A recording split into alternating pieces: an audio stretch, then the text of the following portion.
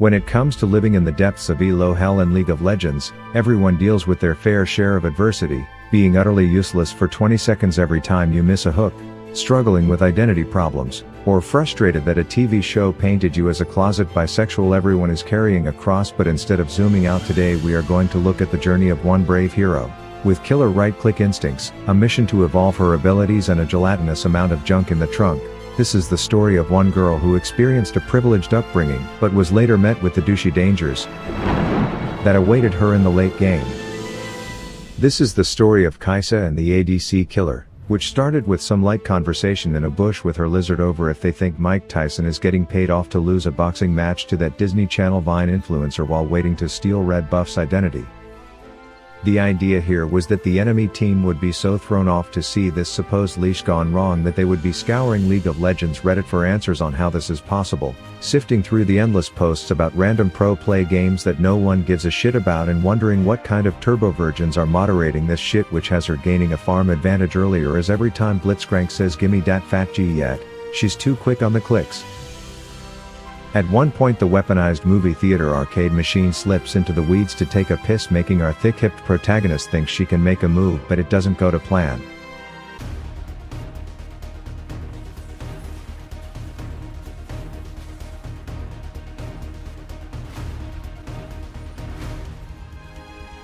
But she holds her own to show that even in the face of adversity, her character development in this story will end in success. You see, a minute later she is just farming all by herself. Wink wink. When Blitzcrank decides he's done relying on his accuracy and bum rushes the babe, but psych bitch, that's a Nico, and due to the property known as the ADC pays the price for the support's early game stupidity. The pussy from Piltover is on the run, and this is the start of our character's epic glow up arc. She lays a grave in the grass for the sniper and then reunites with her little lizard to make sure that chrome-wrapped Roomba that's been trying to grab her ass all game learns his lesson. A bonus source of income in the form of statue plating was acting like the proverbial cupcake to Kaisa's EDP 445 greed, and her fate to be this riff's hard-stuck hero was all of a sudden at risk. But in order for you to fully understand the backstory of her past and how it will affect the rest of her journey, I have to tell you about this guy. He's the head honcho behind a game that is celebrating its 5th anniversary. A game that many internet dwellers may call themselves well aware of, but with the amount of updates in just the last 2 years, it's practically unrecognizable from the game they think they know. A game with over 800 collectible champions of all shapes, sizes and species. A game whose graphics are so good, rumor is that real-life objects literally get jealous of their realism. PvE, PvP and tons of new additions like 4v4 live arena bloodbaths against other players can be found in this game. I personally love how mythical champions transform into danker versions. Memozil Luperfang sends chills up my poor postured gamer spine, and then updates like the Cursed City give me endless stages of combat to progress through. And because they are celebrating their 5-year anniversary with a festival of creation, they are giving away legendary Armand's the Magnificent in a fusion event between March 7th and March 22nd, so if you use my link in the description or scan this QR code, you'll get all these bonuses on screen worth 50 freaking bucks, plus then you can join my very own clan. After which you can use promo code FESTIVAL5 to get epic champ Tayrel and more silver to start your journey. And all this is relevant to the video because first of all, they sponsored it. But second is that a rumor went around that this guy hired a hit on Kaisa from a character in our story we are yet to meet. So thank Raid for sponsoring today's video. Give them a try with the link below, and let's get back to the story. Ah yes, fleeing from a gank that the enemy team struck out worse than a Twitch mod in Pokemon's DM, so she ate the purple vortex, rode the fuckboy express and showed the world that she won't be kind to surprise visitors in her lane. The enemy support was under the impression that pulling a metrosexual crackhead lizard into him when he has 30% health is the best decision he can make at this point in his soon-to-be short-lived life. Kaisa was now repping a bot gap on par with her thigh gap, and unfortunately this meant it was not a good day to be a weaponized rolling KitchenAid attachment on the Rift. At this point in the story, if we were to take an inventory of our main character's life so far, you can see she had a rather privileged upbringing, one that many other ADCs would die for, quite literally, and with such a lead early, it was looking like if she started to travel the world with her advantage, she would conquer all things and everyone.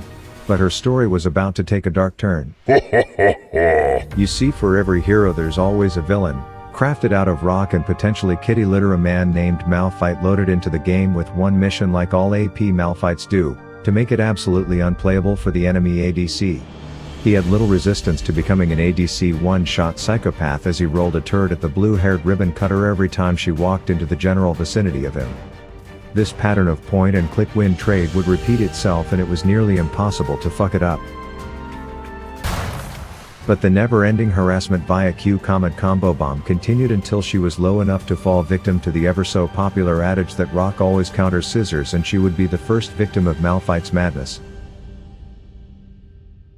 But things were about to get so much worse for Sweeney Todd's cotton candy-haired daughter. As you can see, she was still deep-throating Malphite Qs on cooldown until she was nearly half as healthy as her rock-hard opponent, who was now capable of performing an act that many have nightmares about at night. Some may call it an unstoppable force, as you could see the raw anguish on her face from experiencing such force, capable of turning a semi-inting top laner back into a dumb little doll. This only got worse as Malphite's jungler realized that kills up top are more free than a hug from a hooker, so she started hovering the area, knowing that every time his ultimate was available, he would be jamming it like grape jelly on a piece of dead bitch Gwen toast. The abuse this Barbie doll barber was taking started affecting her ability to detect danger, as her will to live seemed to be dwindling as she just marinated herself in losing fights until she would die, behavior that even our hardened hitman was not accustomed to seeing. And with his top lane training complete, he was ready to travel the rift and educate its inhabitants of a rough but necessary lesson that all low elo 5 and 0 supports will one day learn: that bot gap just doesn't fucking matter when there's a capital D dickhead full AP Malphite on the other team, and no matter how fast they would run or how many summoner spells they would burn to avoid learning such a lesson, he would make sure that everyone was aware of his presence.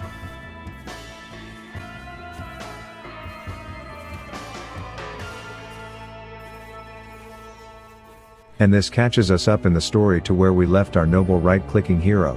Up till this point she was more fed than a fat ass with a trust fund, and the ability to carry the game was in sight, but that's when she met Mr. Malphite.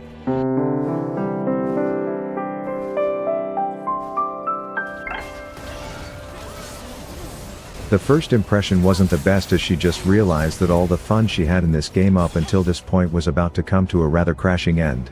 She was still suffering from main character disorder, though, having been spoon-fed by a blitzcrank with a room temperature IQ in lane all game, but she quickly realized that even small encounters with this crusty cat turd were not going to feel good.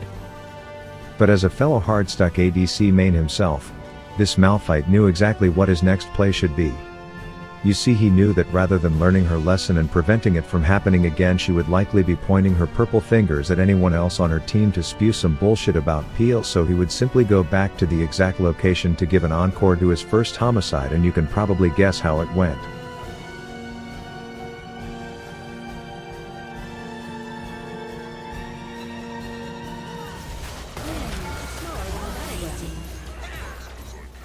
In a matter of minutes she went from being the hyper carry to having to flash away from an inting brain and his tower defense turrets, as she was forced to cling to the only hope she could find in the form of another pick. Maybe she could sit in lane, farm up, and avoid the Malphite long enough to get her strength back, and maybe, just maybe, earn herself the LP she was after. But our asteroided asshat had other plans, as he was only growing in raw power and he could give two shits about LP, as his mere existence in this game was to ruin any chance of enjoyment that any bot laner in his elo thought they could have to prove a petty point. The second he saw her again, he knew her mental was weak, fragile, and now would be the best time to get her to break.